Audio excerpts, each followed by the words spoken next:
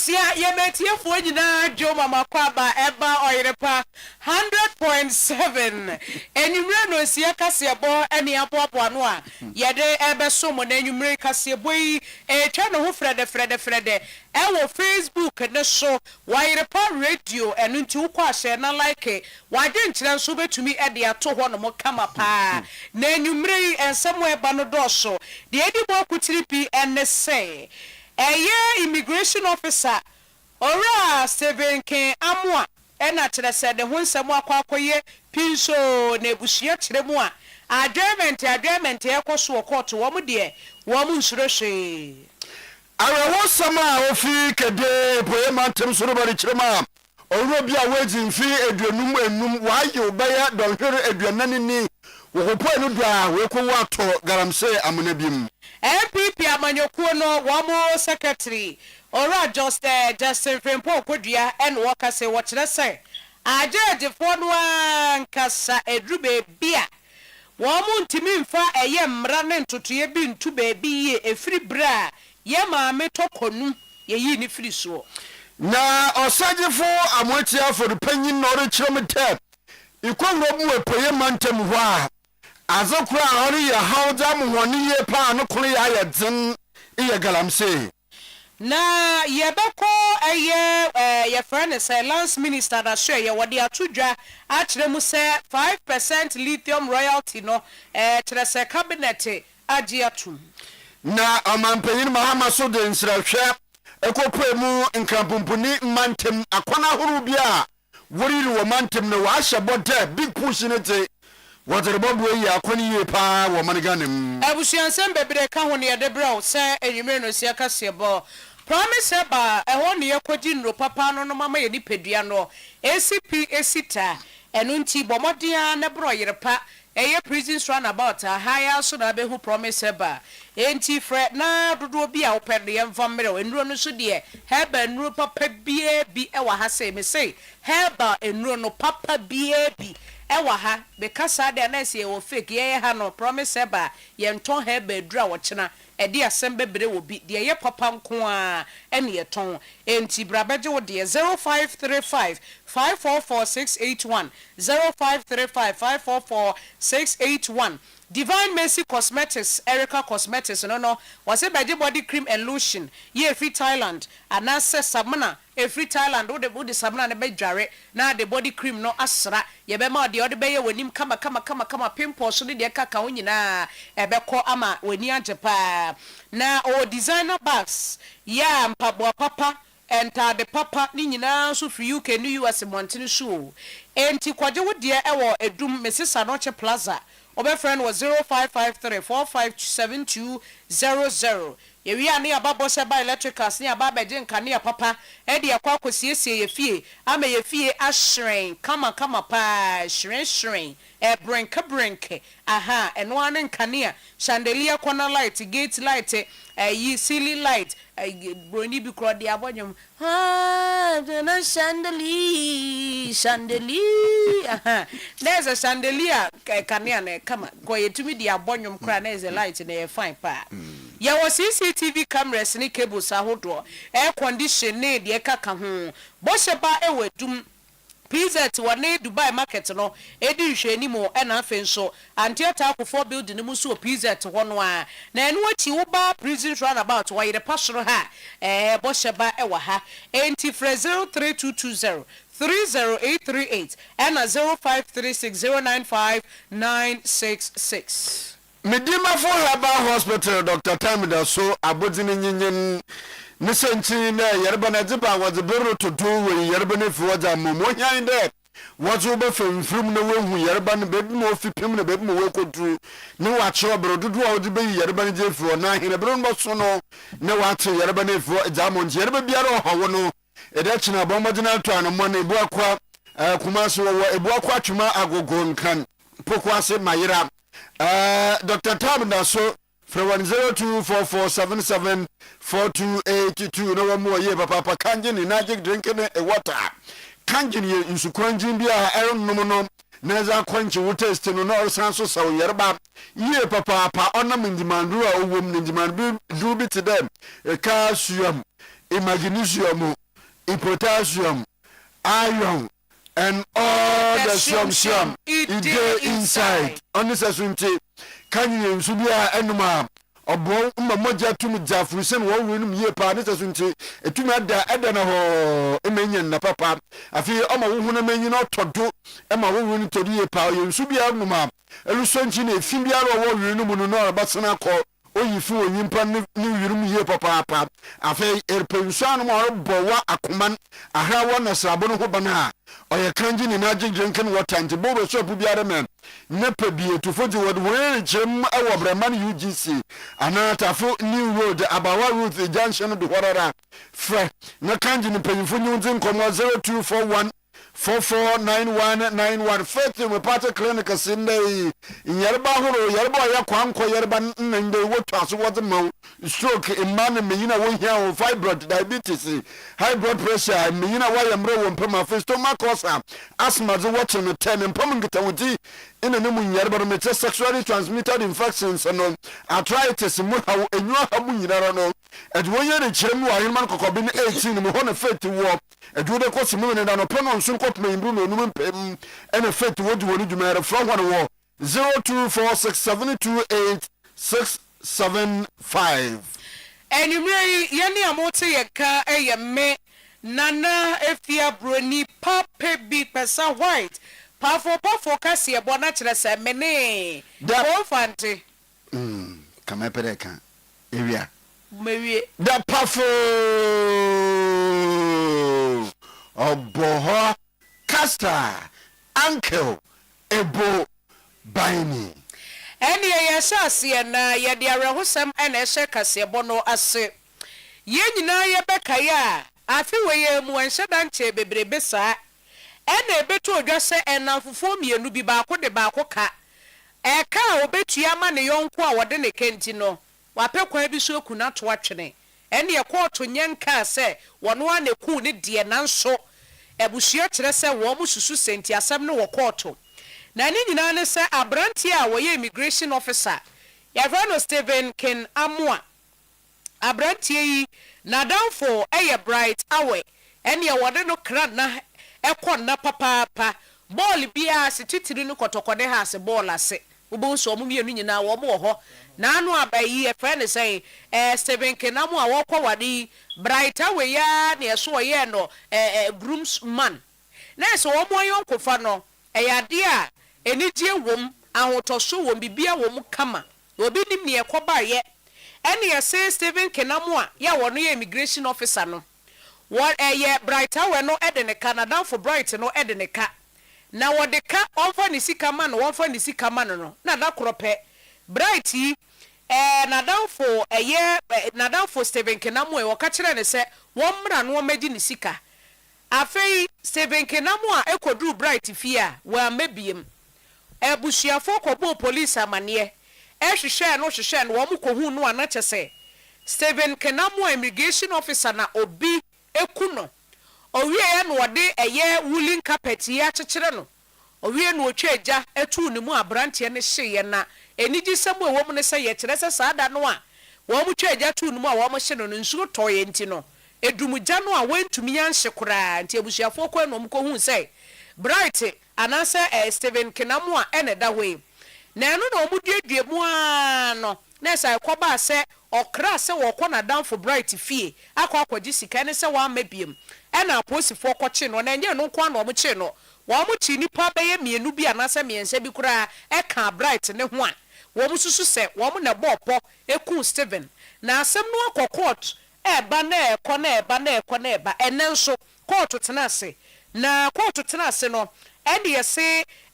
wonu moto asem no ahyeda nyame ya doma December bosome ne de etoso edunson ena court besa tenase na bright awe eni nipa mienu eka ne ho a wo mu kum Stephen Ken Amua no wo mo to asem ne so na busuafo no akasa ede atodwa kire mu se wo mu se court no akoni abedie ne doso de nanso wo mu de wo mu nsuro hwe wo mu gidi se atentere ne ebekoso case ni agent on the 17th of this month December yeah the judge na ama nti ya say yes san ko ne mra on the 17th and a case ni se nyandi e babaje eyi na ma no yɛba bɛgye date ne ma no sɛ de bɛyɛ attorney general recommendation ne ba yɛbɛ start trials ne sɛ de start nti yɛkɔ nyamboa on the 17th of this month yɛbɛsan aba nti yɛba de bia no yɛba bɛhu case ni aba de ntimi mpa yɛbɛda pa aba yɛgu so sɛ de yɛbɛku bia yɛbɛdi akyiri na yɛsɛ hu de yɛbɛkɔ akosie yɛne mo nso wɔ ha yɛamɛhu de yɛbɛkɔ akosie ntimi mpa aba saa we no oni ɛyɛ a wobɛtumi di murder case no wɔ ha just yɛde kɔ high court na mmara mu no just yɛba ha ɛbɛgye date ɛde ma wɔn sɛ de bɛyɛ a wɔn ntimi mfiri police custody sɛ yɛ amagye date a ɛyi no lawyer bɛtuma ka sɛ yɛma ne bail ampa so yɛbɛma ne bail ba ɛno na yɛmpɛ nti yɛba yɛbɛgye date no sɛ de bɛyɛ attempt bi a case no bɛyɛ fresh nti yɛwɔ so ba yɛde yɛmpa aba yɛbɛsɛn ba mood no wɔ fam kyerɛ sɛ sisei no woyɛ dede kora yɛnka hwee nti yɛnyɛ dede yɛpɛ sɛ yɛstarte no high court ansa na deɛ room biara yɛaka ba yɛwɔ gyidie wɔ siade fam ɛnɛ yɛbaeɛ deɛ ɔmo nsɛm ɔmo ne yɛaka no ɛne deɛ ɔmo yɛho so ɔmo wɔ kwan no so a ɛbɛboa yɛn nti abusua no yɛmpa aba yɛda mo ase bebree yɛmpa aba gyina piti mɛmpa aba nti na abusuafoɔ de kyerɛ sɛ wɔn mpa aba da wɔn nim sɛ ɛyɛ dan a atɛntere ne bɛkɔ so ɛnɛ gyɛgye ama kɔɔto ɛnti na wɔn tu asɛm ne hyɛ December bosome ne da ɛtɔ so edunson ba yɛnkɔ epoyɛ mantem na aposifo atena yɛ a ɔwɔ epoyɛ mantem de nhwehwɛmu no yɛgye ne yɛ paa lɔkɔto na ne nyinaa yɛ kwabebrɛm ɔyɛ kuropɔn no mu ɛhɔ no wɔrekyɛm na owura Kofi Amankwa wɔagye mfi 25 ene bɛyɛ dɔnhwere aduanan ni wayo a wɔhwehwɛ no a wɔhu na wɔkɔpɛ pɔpɛ no do a na kyerɛ wɔkɔwu ada galamse amuna bi mu a polisifo de mu nhwehwɛm lekɔdo yie papaapa na Samuel Ano iya mandebɔnyi a wɔtum akyerɛ asɛm mu same yɛm wadwe medio so angrebo same wadaro ma bɔyɛ nkyerɛmu a ɔyɛ wo daban na nhwehwɛm ba na wɔyɛ a wɔkɔpɛ de wɔkɔ watɔ galamse amuna mi Uncle Marinasi, Namintia, Party, or a perfect for an actual phone in any way. Now, you are Kofi Amankwa, when you fish here, and you know, and what why animals here be a court and salmon and open a cool room, say, Okodipa, you know, na Enra, the native woman, a coaching chain, as you hear, a watching to be, and a chimney of Quanta, Kurumina, woman. Adeɛ kyɛeɛ ɛnɛ anɔpai ɛna mpanyin sa de wɔmti ɛbɔ na ɔpanyin baako ne yi asekyerɛ sɛ ɔpanyin ne obi a wɔtae ɛkɔ ɛyɛ nsuo ano ɛkɔpɛ ɛnam wɔde dawa ɛto nsuo no agya wɔn ayi nam na ɔba a wɔbɛtɔn de ama wɔn a ɛno aduane ɛne adeɛ nti deedi a wɔn nante wɔ nsuo ano na ɛhwɛ sɛ yɛn nsa bɛtumi aka no a ankorɛ yɛtu saa na mɔ no a nɔpa bɛɛ no ndu kɔ no ndu baako mu hɔ no ɛna yɛkɔpie sisa no korɛ ne nneɛma a wɔde kɔ afuom ɛyɛ ne sekan afei ɛmo 5 kilo bɔtɔ no bi a ɛboɔ ɛwɔ mu na taya ɛka ho bie ɛwɔ nsuo no konkɔn na no ɛna wɔyɛ dawa no ɛde atwa amena no ano nyinaa na ne yɛ bea ɛka ne sɛ yɛ fɔm agudie ɛka ne sɛ galamsey no yɛyɛ bi wɔ hɔ no mu mfikyia bɛ nson nie nti amena no busu wɔ hɔ nti amena no na ayɛ nsuo ataataa mu ama ayɛ te sɛ nsuo kɔ yɛtene a no sa nti ɛkɔba ne sɛ na wɔ sɛ mpanimfoɔ bɛbɔ amanneɛ na yɛhwɛ ne agya yɛpa boafoɔ bɛboa na wɔtumi yi ɛyɛ amu no ɛnam so ma yɛto nsa frɛ Ghana Police Service ɛyɛ Kade District Command ɛna afei nso so NADMO adwumakuo no na biyɛ naifoɔ so bɛka ho ɛbaabie ɛbɛhwɛ sɛ yɛbɛtumi ayi ɔpanyin no ɛde no afiri mu anokorɛ ɛbɔɔ bɛyɛ nɔnan ɛkɔbɔ n'onum na yɛtumi ayi no ɛsiane sɛ kwan wa ɛfiri baabi a wɔkɔdii sɛ adwumadi no ɔwuiɛ no ɛba fie no ɛnyɛ ɛkwan ketewa yɛfifiri mu a bɛduuyɛ na mpanimfoɔ hyɛɛ sɛ ɛde sɛ yɛne no kɔ aban ayaresabea the government hospital Emma doctors confirm say I'm passing wawu and Sunday at me at the mortuary. In the Kodu hospital doctors for hey I'm more confirm some opinion what try animal do or much say young quiet pusumu can hear ready kuno and in the sea any muno I work a day I buy I have a sabia or more yɛpɛ no krabe abra policefoɔ ɛne mpanimfoɔ gu so ɔmo ɛyɛ nhwɛmu no na galamsey site na opanyin ko wuda yɛnte ya ɛne nhwɛmu ɛyɛ kakra ne sɛ opanyin bi ɛfɛ ne sɛ franka woba kɛde ha no ma man ne mu deɛ ɛbɛka ne sɛ ɔyɛ ɔhene paa ɛwɔ mu no yɛsɛ wɔne ne mfie nso a ɛɛba yi no wɔkɔyɛ adwuma wɔ hɔ no ma wankata mmara no so ama ɛnɛ no deɛ aba yi atumi aba na opanyin ɛnɛ wato ayɛ no sɛ Kofi Amankwaa no wei ɛyɛ ne ɛtɔ so mmiɛnsa a wakɔdi dwuma wɔ nsuo ano ama nsuo afa no but wei deɛ ɛfa no wantumi ansurvive a wɔde wei ato ayɛ no ɛwɔ aseɛ do nti media ankrebo wei deɛ ne aduni yɛni ɛne yɛaso nyinaa bɛdi akyire baabi yɛbɛakɔdu biara ne sɛ ne bɛsi biara no yɛne Oyerepa TV ne Oyerepa FM atiifoɔ ne mu ahwɛfoɔ ɛbɛdi ho nkɔmmɔ mo same abo adwuma nti mo nyonje chie papa aposofo wori hwehwem obode agi biara no na yenye ahwefo na etiefo ja kyente yenna manjibonyi Samuel anno epoye mantem na oja aseme ni mu nkyerem ada asom hene enwumere General Secretary Emma NPP Amanyoko no eye Ora Justin Frempong Kodua ene wakasa ewo MPP one more headquarters na wɔkyerɛ sɛ esan de to ye maame ye tokonu nti no amen ne mmra no ɛwɔ sɛ ajaadefo gyina so na wɔn de yɛ adwuma no wɔn ntumi sanse wɔkaso wɔ gyina mmra so pinti de ayɛ bibia wɔkyena nkokora de bia wɔn nso yɛ bɛyɛ ne sesɛ ne yɛ maame tokonu no pɛpɛɛpɛ wɔsen kanyɛ ne sɛ obi di bɔne ne yɛ de na akɔgyina kɔɔto ubanwa no obi aba ni aye fechire saa yeso odipa no kora acquitted and discharged ni eja no nokɔ wa brank e wose mratumi yedwuma e wo saafo ni nyina so kamie kwese ase wo man Ghana ye judicial system no ye ya mana tiatia ebedu bebi nkofo kora nye gidie e wo mu saa ebiem enu nti wo kire mu a na aka ho bia menne agagefo na nkasa esuro ni ehu aba wo mu kire se wakoye bibia fentima watena nkoye madam ana papa gina nchen no kura wadwuma wo ye korensuani ne ye besake. We have seen the disturbing pattern of filing nolly prosecute to free their members who were standing trial for allegedly embezzling huge sums of money from the state. We have seen attempts to capture state institutions, including the judiciary, and efforts to usurp parliamentary seats we have won or they have legitimately lost.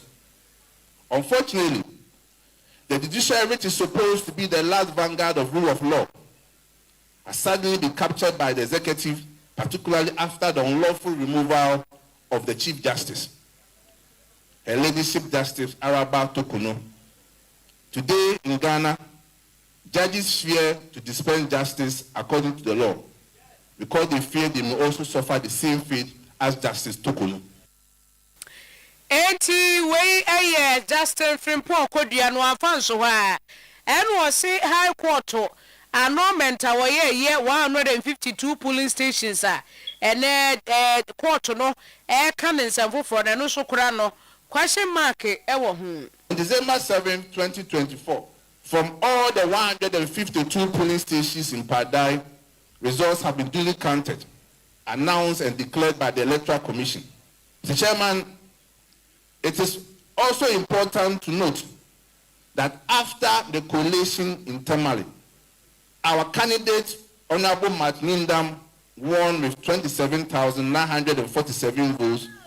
compared to NDC 24,213 votes. In law, it is said that you cannot go to court and get what you have not asked for. In this particular case, the NDC candidate, somewhere 25th January 2025, decided to file a petition at the High Court, challenging 41 polling stations out of 152 polling stations. The Chairman, on 24th November 2025, the High Court judge gave a ruling, and it was expected that the ruling was going to center on the 41 polling stations that were before the court. But surprisingly, the High Court judge went beyond the 41 polling stations and annulled the result of 152 polling stations. deɛ owura Justin Kodua kanwa na se wo kire mu a 151 polling stations na wɔn anase 52 polling stations na wɔn kɔto aba wɔ so ɛma owura nyindam edi nkunim no ade anka wɔn nim sɛ nka 41 ɛna mfomso ba ho ɛwɔ sɛ nka yɛhwɛ na ɛyɛ bibi fa ɔna so ɛkɔ high court na high court sɛ 152 polling stations ni nyinaa wɔn abato no anko yɛ nti ɛnsa akɔto ni nyinaa foforo ɛno de wɔkyɛ sɛ wɔn ekura di adanseɛ sɛ court sisi amara no asɛ wɔn mo asesa no Yankopo mu achim ebuakwa nananom atena nkonnwa na ɔyɛ popro a ɔkyerɛ mu ɛwɔ hɔ mekyerɛ ebuakwa achim ebuakwa estate ɔsagefo amoetia oforopanyin na ɔrekɛse dɛ ewem ɛwɔ ɔyɛ achim ebuakwa estate hɔ ne parliament minara ɔyada azokɔ hɔ yɛ papa pa garamse no nkwan no na ɔlekyerɛ dɛ garamse no nkwan no yada hɔ wannan so no aban na ahemfo wɔyɛ mu wɔbɛyɛ bia dɛ in de nka wɔbɛtum na wɔyɛ fo na nso wɔrekɔ ne nyine na kyerɛ no ɛna kun no mu yɛ wɔayɛ gyiniyɛ papa na amotia for pende de masɛm nyina to gwa wabra epoye mantem ɔyɛ national security liaison officer ɔwɔ Francis Anodompre ekɔsrɛn wɔ opanyin fie wɔ ɔyɛ echebi ɛna ɔde de mensɛm nyina otugwa Galamsey I started, you know my position.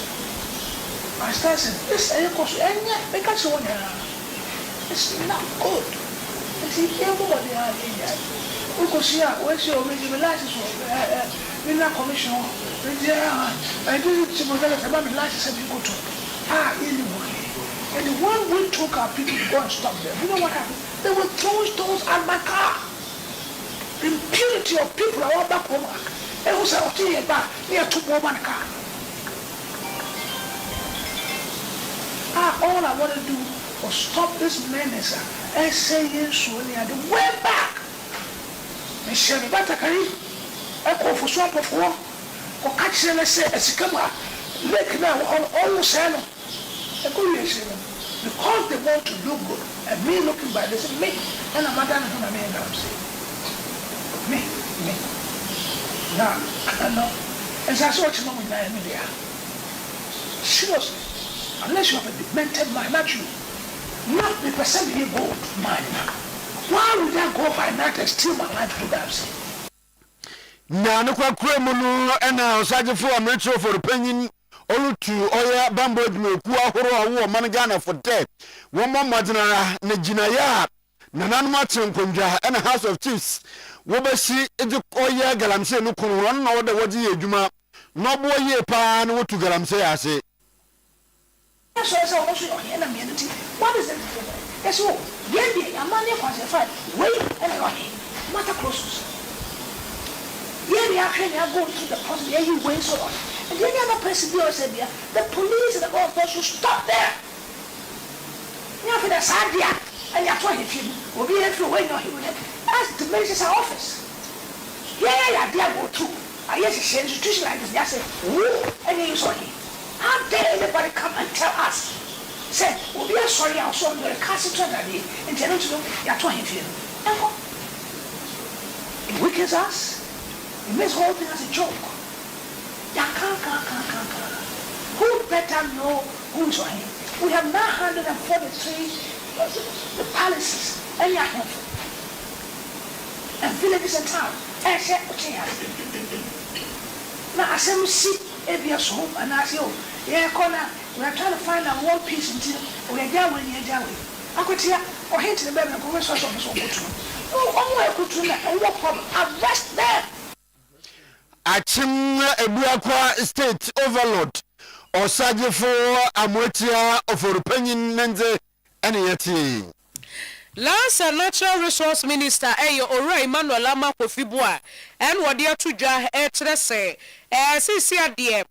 royalty rate ɛde ma Ghana lithium resources no egyina 5% ɔha no mu nkyekyɛmu enum na wɔkyerɛ sɛ mpanyinfoɔ bɛyɛ nhyehyɛeɛ na wɔn atumi ahwɛ sɛ natural resources ni nyinaa yɛ percentage anase rate royalty rate a ɛda so anie ɛno nti sisi ano wɔse cabinet wɔde akɔ ama wɔtwɛn sɛ wɔn bɛyɛ saa ntotoeɛ ɛne saa nhyehyɛeɛ no na ɛbra ɔpanyin ɛkasa no sei ɛna wɔde tu dwa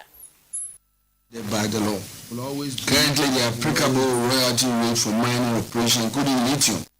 as you know, he said, as you know, set or stated by law, and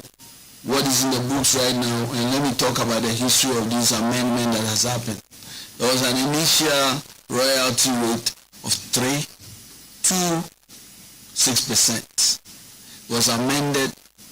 And they stated that royalty will be at 5%. And then there was another amendment that says that it will be by as applicable by law. What was missing was that the instrument that should guide that applicable by law was never in place. And so, technically speaking, what you could refer to was the original one which says that 5%. Any okoti ye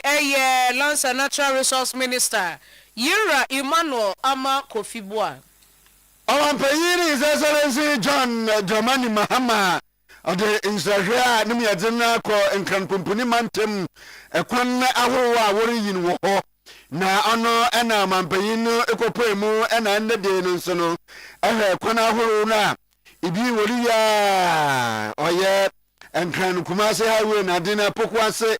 kwana horo na ja wori na nsra hwa akodo no mu ena mampayino no kasa no de na asam no tugo no chem de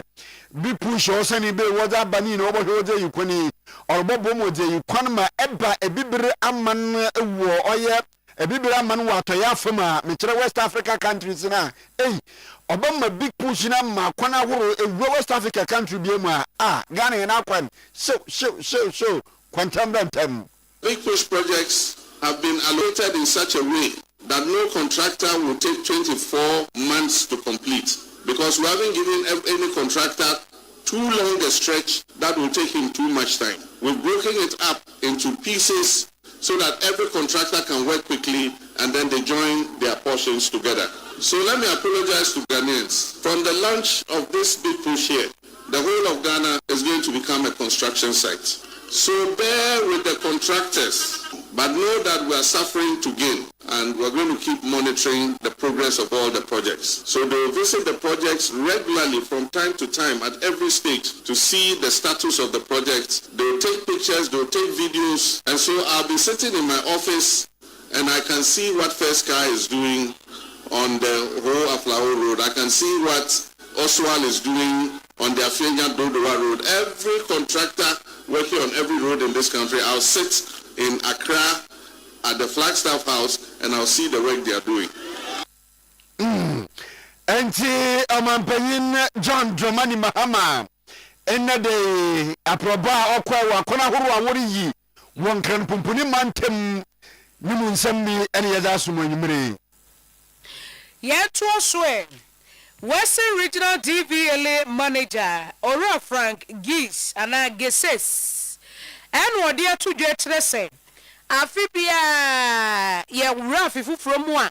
bonse wo mo matoka si obia dimirika bababa ni abebodompem wo DVLA ye ba be register ye cars 2026 inso ebe saa na bekoso entu be ra DVLA bia na wa bodompem kire sanya sam keto a obia new number plate e de abone kechi no se enhyehyɛ foforo aba no afi 2026 number plate a ye be ye de ama wo no yemfa 2026 ne mo ho afi ne number no yemfa nka ho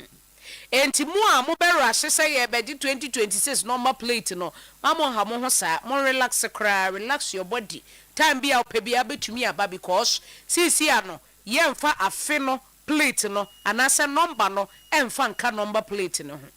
With the old system, as soon as it's 2nd January, people even come to sleep in DVLA premises for a new number to be given to them at the first time in the year. So it gives pressure, it's congestion. Then both customers and DVLA staff are never free with this system. You will be working the whole day and close somewhere 8 o'clock in the night because people are in the queue still waiting for you to serve them. But this new system, you are just going to apply online.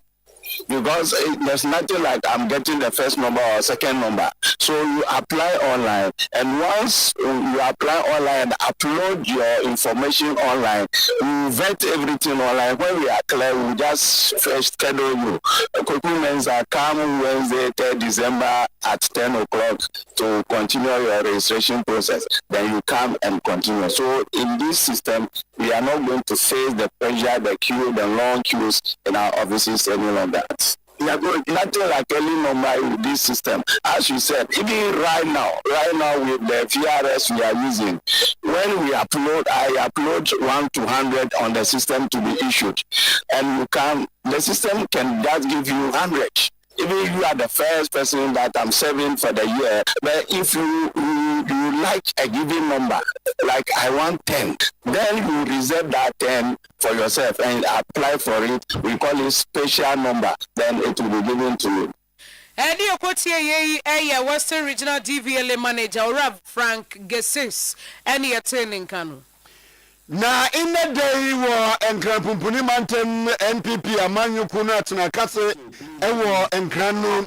wabo modinara party nu nsakra wa ye wo oye nkrata oye amambu nkrata we NPP amanyu kuna nkrata mu no wapa wotam ye pa nsakra we wapa wotam ne kire amendment of a constitution of the new patriotic party. No, and I will tell you that this year, no, we'll be a new chapter. In fact, if you buy your twin Munkuwata Sataso Kono, we to have one Madina Constitution Amendment, this a new chapter, what will be. No, and deputy minority leader, when my Sabagum, Oyerepa, Patricia Apiaje, Okasa, only Chemete. One embra Obama Yukunu ban in Sakama, why you know Pamutemi. Ochre MPP amayo ko no ban nusu na ochre baby MPP no ko yie pa nte Yoruba MPP amayo ko no no wa edini yie pa. This occasion is a milestone in our party's journey of renewal and strengthening. After months of hard work, reflections and broad consultation, we have updated our party's constitution to better reflect our values and the lessons learned from recent experiences. These amendments were adopted by an overwhelming consensus at our National Delegates Conference on 19 July 2025, and they embody our collective resolve to improve how our party operates. As a proud member of this great party,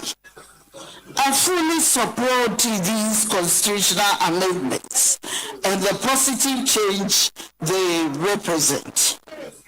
The NPP has always been a party of progress and principle. Our traditions values internal democracy,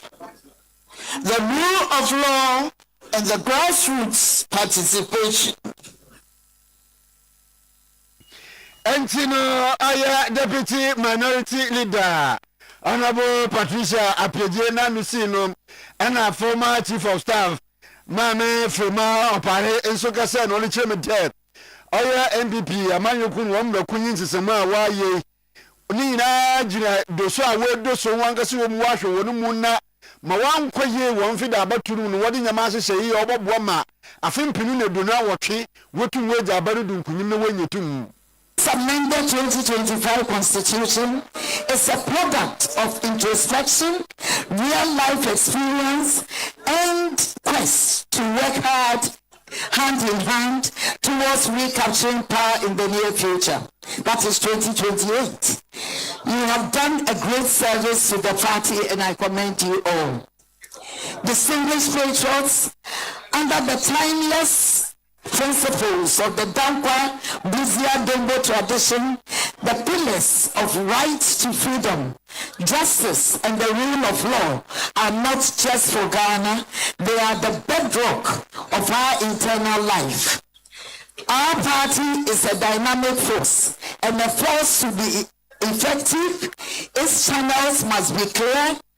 its structures be fair, and its gates open to the best ideas and brightest talents. Nana kwakura mun ana MVP amanyuku no Frankatufu abezeche ezema afin pununu edonu anana batunu mu no Dr. Matthew Poku Pempe na eye ewuman ya waye munsakrai oye MPP amanyuku no ma wodebo wo bra no odi kan to first copy oye 58,000 Ghana cedis mechire engano opepe ahenum mechire 500 million na Dr. Matthew Poku Pempe ote ewo ho efiayem kwa yeko municipal chief executive Emma Mampoye no wasantemantemu honorable Yakubu Isifu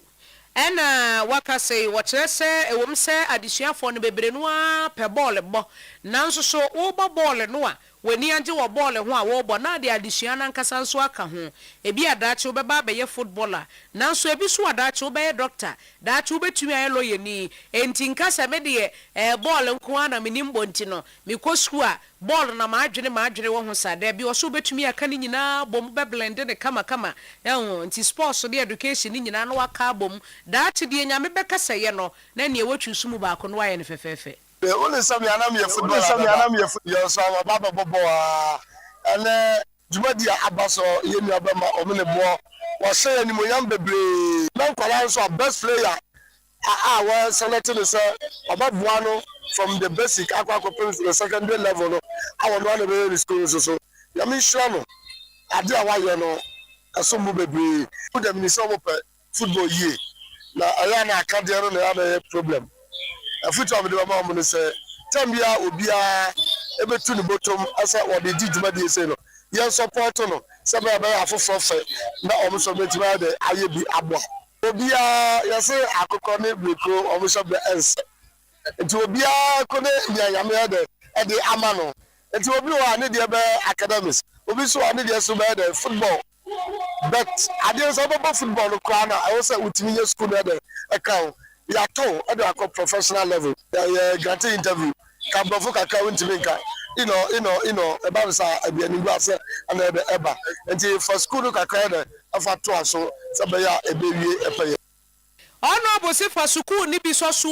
enya ball nko for school no eka ho na ewie peye na president Edema Omenebo na fan club eye Yonso ana Yonso branch Douglas Boateng and one also edi atudwa kire mu say the enti a wo mote sa fan club ya ene wo mu di djuma eti se na honorable abasi ababe kase bie no ni nyina ne se wo mpese ene mofra no wo mu dache opportunities bie wo ho bia wo mbenya akore bi wo no mu a ball bo e wo ne na se papa nanso se obenya nipa bia ma wo mu abo no eya ne ed ne enti no wo mote sa club yi ya botaya esi ani so ne pese ya de boa mamu no ntina ya ti sa ekuo yi ebi wo emprem ebi wo apa ana yonso ye host program yi ya hwa ya mpatam ha youth no adwuma sem ofem enti ya ti ko yi se ya be ma adwuma ne nkosopa aba ya mpatam mampon ko tituensi ha ana ye pese ye develop sa de we na ye beda o mene boase ya for best player say ye gonna free primary to SHS ana schools who win here so ya man 1,000 plus ball and trophy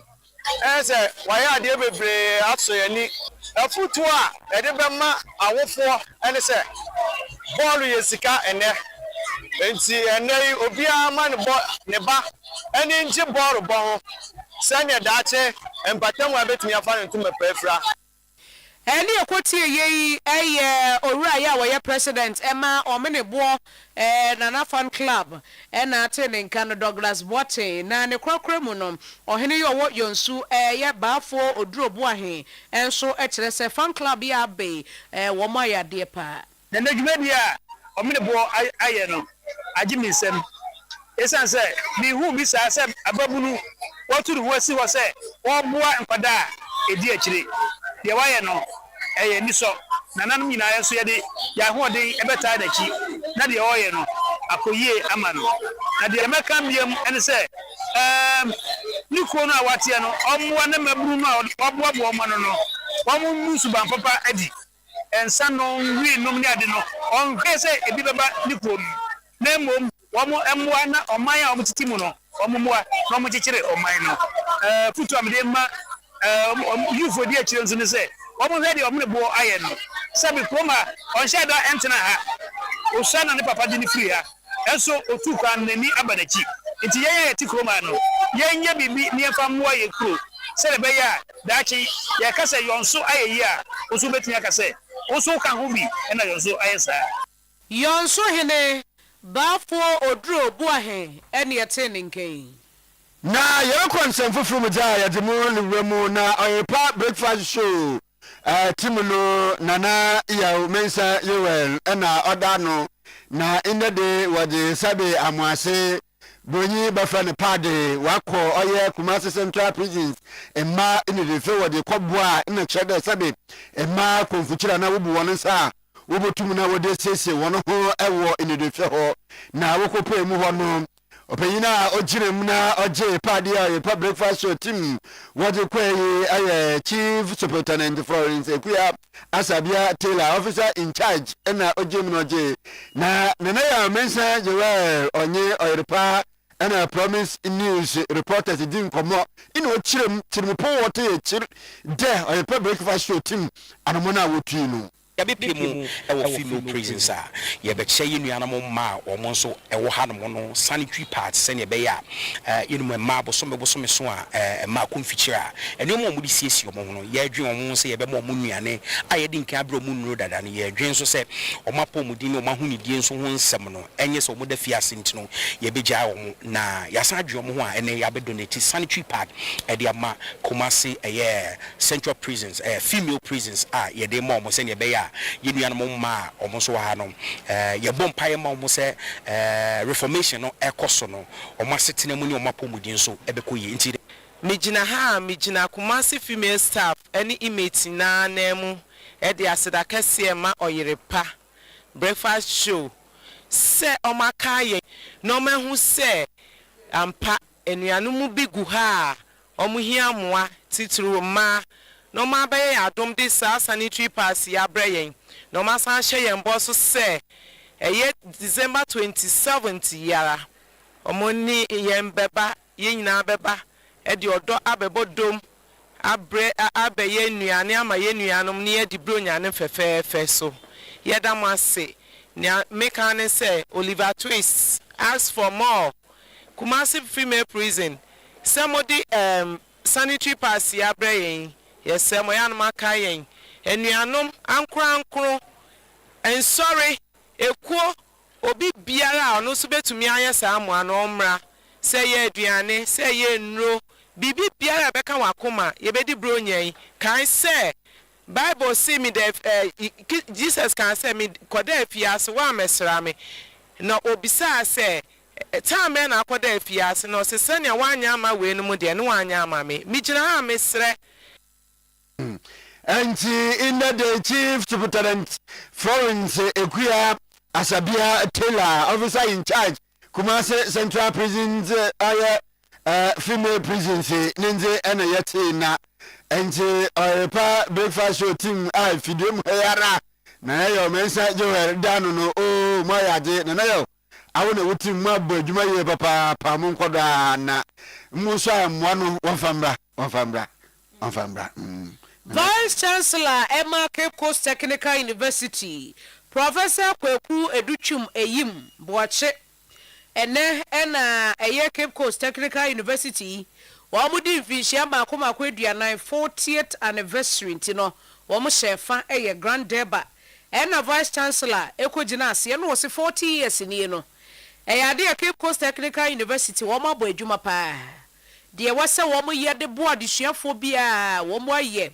won ye sase 40 years ago aba bedu sabre no eye ade a wo mu abedi adanse wo mu introduce competence chese training papa establishment papa partnership a wo mu ye wo mu ni industries bi ekeka bo mu a etumi bo aye ma Cape Coast University ejina ye nya asem ketoa na wo kire se afi wo mu ye bibi se practical learning ni ade workshops nyina wo mu ye bi chese de okaso wo ka de beti asa enu ntini nyina ne se 40 years ni no Cape Coast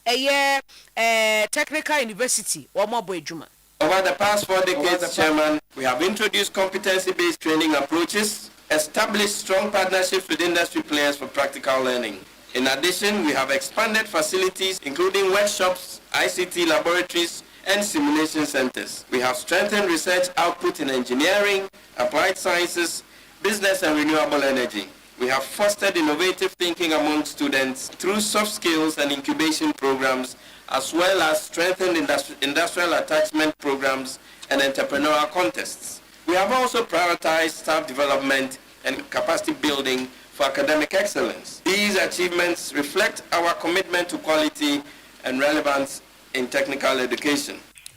Professor Kweku Aduchum Eyim, Vice Chancellor Cape Coast Technical University, Dr. James Kondua Orleans Lindsay, Honorary Chancellor Cape Coast Technical University ho, and was say one more plans say one basic hostel facility and in near Mahudu Bia Edianimu. Alumni, friends, and other sympathizers would raise £250 million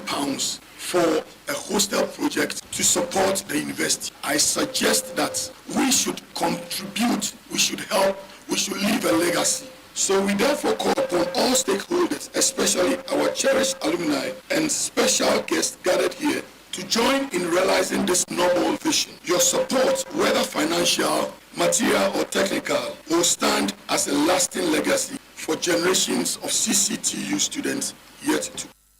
We Chancellor Wada Cape Coast Technical University, Dr. Kondua Orleans Lindsay. Yakon safofo de yankon ma shebegom na edumkuma wo ma shebegom ba do tinyi onimnyanfo osayine Kwamina Alexander Afenyamakin ina ebo abanne tildo there in contractors wontumo ntone ka oni nyina ende road fund board in the one wo bohwe nesika owode okwa asoye ohwa kwanyi to na wode toto contract no onyaja abanne apawo da mo board no no lebisa de abane abadinti in empower mo board no nisa sunti into contractors kawi. You launch big push, you say you make payment to contractors under big push in less than a month. Mr. Speaker, this can be nothing less than a very lazily prepared budget. You just putting out the numbers. How do you disburse funds to the road contractors? This is part of your inefficiencies you've introduced as part of your so-called reset. I will not use the word incompetence, but anybody reading this would wonder why a government with the opportunity to put in place the governance structures has refused to set up the road fund board. You came here to amend the law. What is delaying the formation of the board? And contractors are suffering. Is it a sin to invest in the private sector? Na anyumnafo afanyama klinika se wie no so afo a ono na ori akwanchen pon na kwani nyi do anyumnafo Kwame governance agbaja ori ka se no reche me afenyo tobo yeka abana ine oyi sika ejima contractors a impo edwuma awode se won nsan wanya kwani bia no so wagis kana ye waban ebra mu waban mutum sika tutu de Ghana sika bum na muja ma contractor na nso kwana obaka do yi no 1 kilometer mpo oyi na mu atem sika man Minority leader and his party, if I want to remind them, paid $29 million for an Indian contractor as mobilization to build a road between Savelugu and Walewale, and the contractor took the money and walked free. $29 million. I am very sure that amount of money can pay a number of contractors who we owe even today. So if the minority leader wanted to help, we would have asked the contractor to go back to site and work according to the $29 million. And I'm calling upon the site,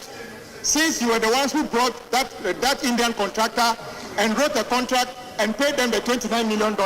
I'm encouraging you to join hands with us to retrieve our $29 million from that contractor. Because guess what? One of the most dangerous roads still in our country is the road between Savelugu and Walewale. At transition, you reported road fund was owing 5 billion. Today it is 8 billion. So which record are you talking about? Oswafa, I don't know the quantum pan in a quantum. Orumiyanfo Kwame governs Abuja and Orichema Fanye. Abeka contract asama 29 billion. Munkajimbra Nsana. Mwetuma Kebi. Sunafo South main secret penyi Honorable Benjamin Yinka and Wadia Sedama or my year NDC aban and Mampenyi John Dramani Mahama say waba ye yenuano asebi womedi dem womo common fund meche disability common fund no wade ama womo no se beboa ama womo so asetene mu ayede aban wo so say John Dramani Mahama edem no o ma yade esanse sabi se mu fana na nkane na ema no ene wapegem etaba so ene mi na mu wade de wo na bko ate yetase okukuma ene pra aduana enye ebie ene se mi ha mani a ene be aduanu enum ene akede e wa ha ode ko ntina sika abade ba no yensanim na ye banto ne na ba mo no mo juma de ko nim sebi onya print na ode ko onya print na ode ko so kwa na tan sakwa no a e print na bia na ya pa kunya asra ban se e kra wa bonti a sebi o tatare no ense fakaye o ni na meka ye ho no mo ai no so ya tene no mpede ne mem sebi ye betu yin ko ne ya print so we Sunafo South main secret penny Honorable Benjamin Yinka na chairman Ora Kwesi Sapon ene ne vice Alberta Opoku Edema Federation of Physically Challenged ye wo Sunafo South eno wo mo so edi aseda ama aban no Honorable Kasa se yeme court no ya de wache aba su bia ebe aba nti jina ebi oni bia di ko nyina ne eri GB wa ne ede na atie ma ona bo nka ene ni mpani po a ebe cha na chi ema di e court so sa to na so fia wo ko madam Roberts oni so aya de pa wa ma bia ko wano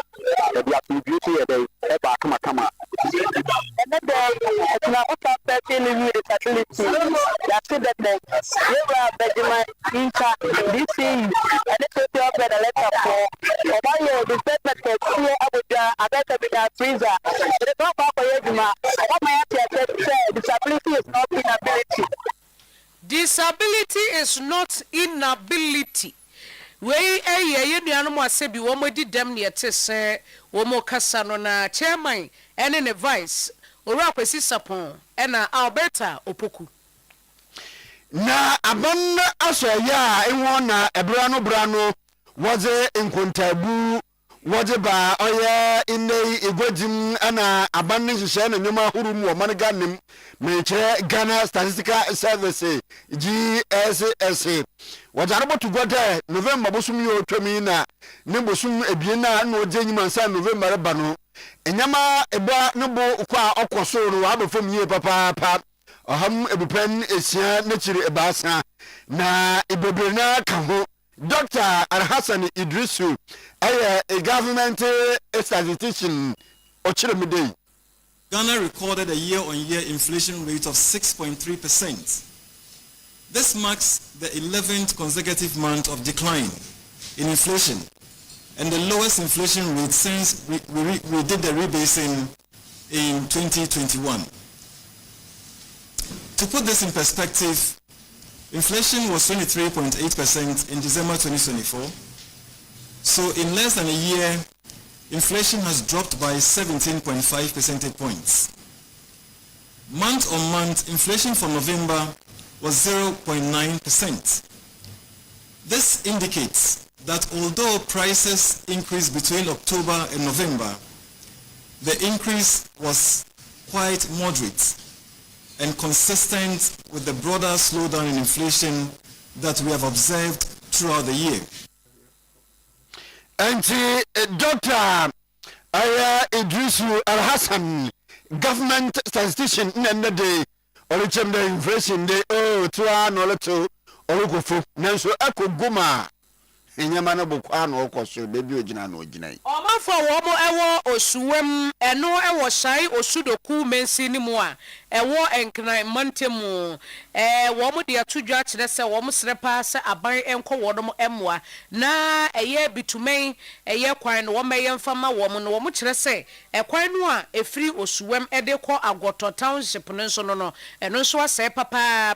enti wo mesre papa afi wo mo kwan kese a efri aflawo anase namwa kopie mu aflawo ni adano ehwo nso so enyenyenyenyenyenye assemblyman ewo suwem electoral area honorable James Tay Mensa ena di nsemi tudwa obi a opese ko adan opese ko aflawo be bia eliki eyi aflawo road obetimi afa ha no ma ebeye short ye drivers see as omuko adajansia omuko wani afa aveime ansa omube twa eyi adakwan ye farming community edu isotobro na niema ni basana because of ekwani nyeniti niema no ye nya kanfa enti ye besra ban no ye besra GDM na kakra we aka no obetimi ayama ye ewe shortest possible time fiti eno aye wu me no ami be bi assemblyman ni hu ku tada ewe ye kwa we so meka se osudoku enclaves no nyina ye hu kuta baako a every asuchare junction ebe pin asuchare na nkasa no sisi a enu so asai kra enipa na ye highway kuta road a ye bania efa kunim se kwa we efa kunim no ye nya kuta da fitita ma ye wu me ma betu se kuta mi mami wu me kra se we hu kuta osuda eti ye besra ban no we eye JDM legacy a obeja se otimi ye kuta maya.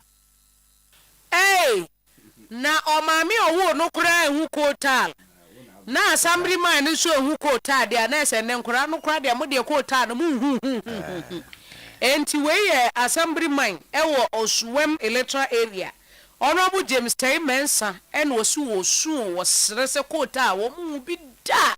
aban meye bi ma wo mo na wo amana Ghana nhwem aba wo de kirem da HIV/AIDS oyaja in the no enfidafia otweme we pejeri mu akoso ye papa wo Ghana mu a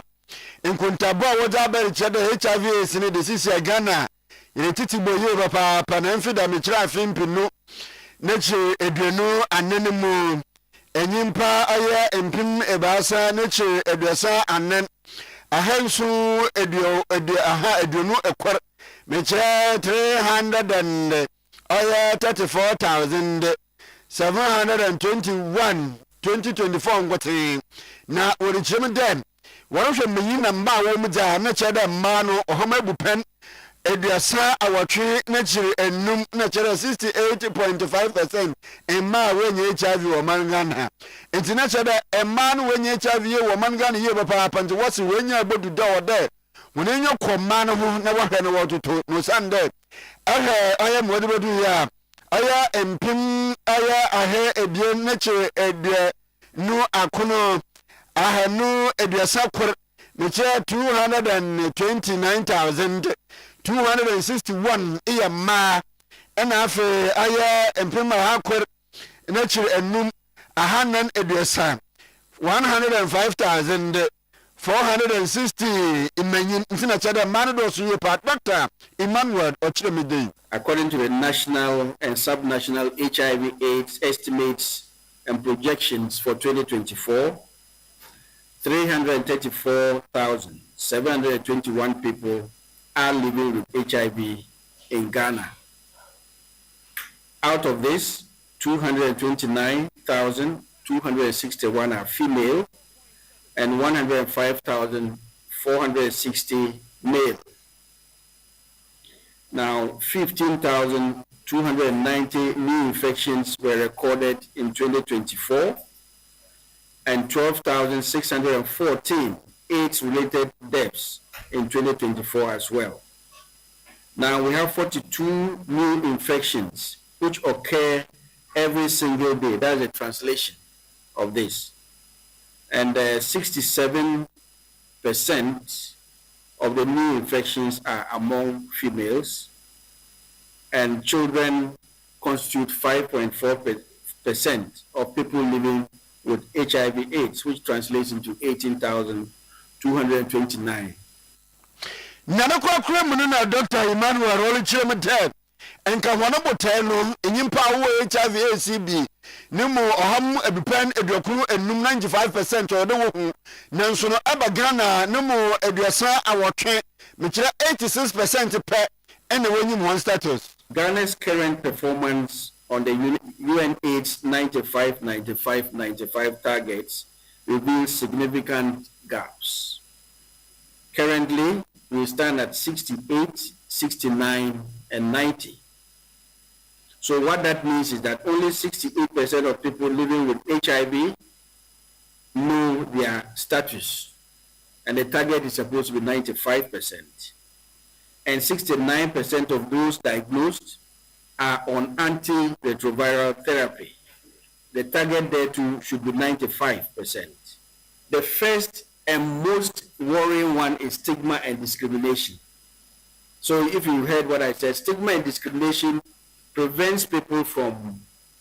going to test to know their status. So when you even go and you are providing people with the opportunity to test, they don't want to test because they think that the moment they test, people will think that they have HIV, even if they are negative. So it's a big challenge. And Dr. Emmanuel and other dimensions no Ozatu Gwen. Dachi ma season 3 ekwosu kwesi da bia ewia no miensa ne abo repeat ama adwoada na okuada enwumre no nso eno nti vote ma de hye no *920*55# vote easy app no so betumi a download feto mo party clinic na so dwumedie asene ana betumi nso so afrese bia opese o sponsor for 0242087473 afei Promise Broadcasting Limited ne de partners and pairs eba wakwamu nyame ya adoma December bosumini de toso aduo no ewo Mikado Plaza edum oba ne okunu anaso oyire ne okunu betumi aba afei wa woni bie nso betumi aba bia na nya be fa sa akwanya nso ama nso enya oyire ana wokunu ewo dwumedie na se akasafo Pastor Patricia Morganation Bishop Dr. Stephen Tufo 500 Ghana cedis corpus and 300 single mema no mobeshe suit na modi mobo tie atoso kama ene mano nso dina we ye kama Jubedi enwumre num na side attraction assorted food and drinks red carpet wo ho live band because 360 video booth photo shoot ni nyina ka ho edunti free number na ene yeni nkomo 0506 044834 and 0249725017. Na Promise Broadcasting Limited nyami aduma defida fia ba ye de empaibo ena inde anyumto a wodi nyami aye obokodi ye pa fibiara mega watch night no December bosumu ne da otodu enum oyifide ye wo hine nyimi na mega watch night no leba Promise FM Promise TV Oyerepa FM Oyerepa TV ene yezere ba na asofu mpanyimfo a wo fidue mu wodi dwuma wa ha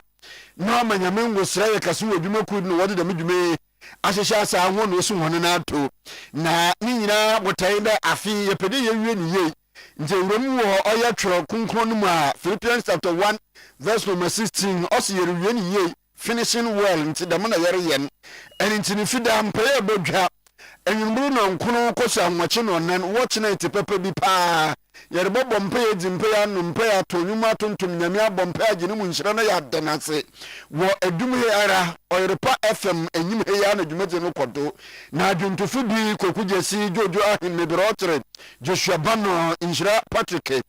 ana bebre na waka ho ntino ebro no so abrebi ereba so bi nsem fa na ba no nya sam kakraba yereba bompa yie papa fidi no ha na virtuous woman no hono bosom adwuma December bosom ne de no nso no waso was wo fi ase on the 4th obaye oye uda kesi on the 6th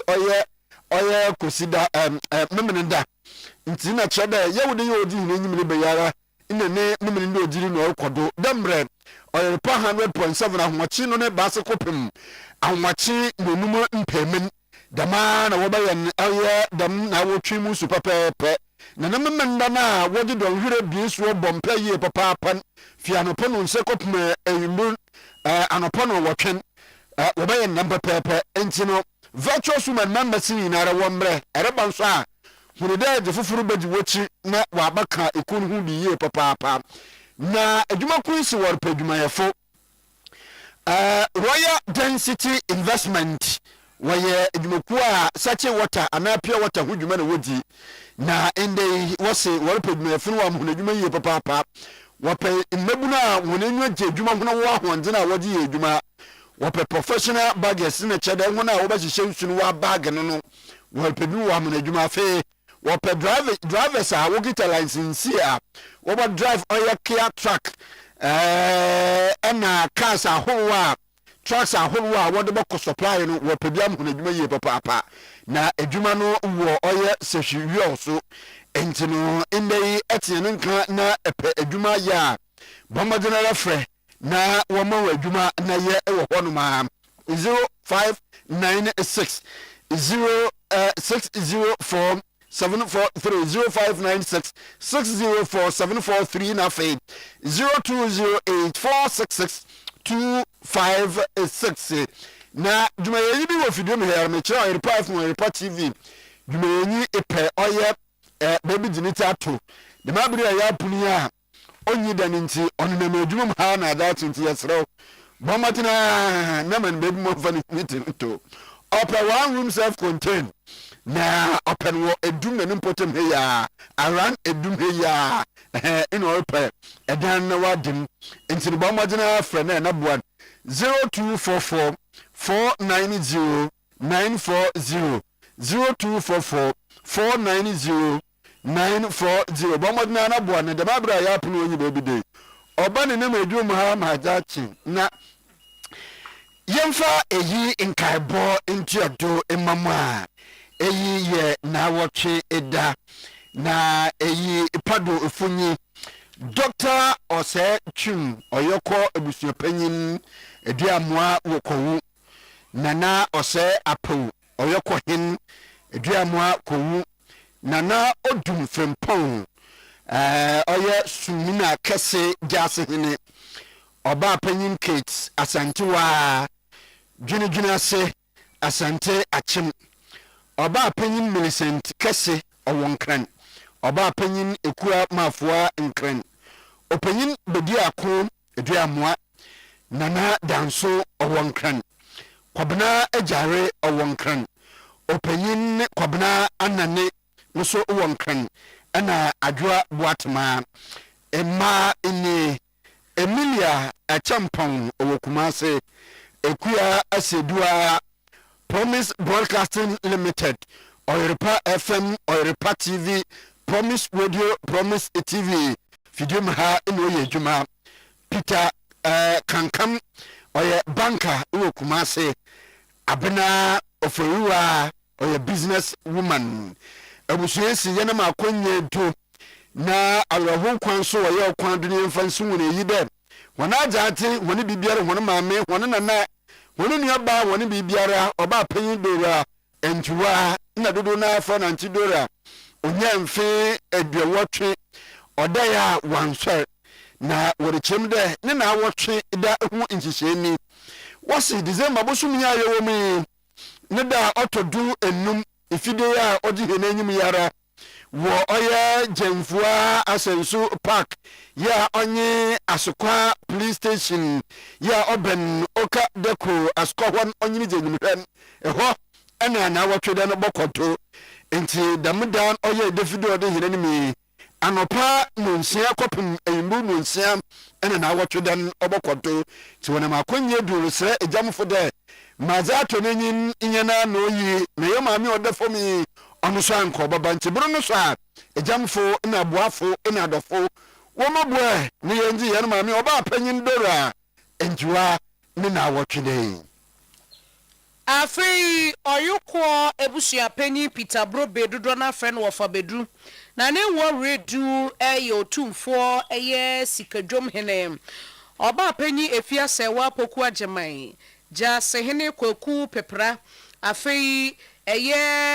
wo fasenom Eric team Germany Mama Charlotte UK Owura Kodwo Amachi Germany Prosper Beko ewo Italy Oyire Owura Yire Sabina Chireme Emma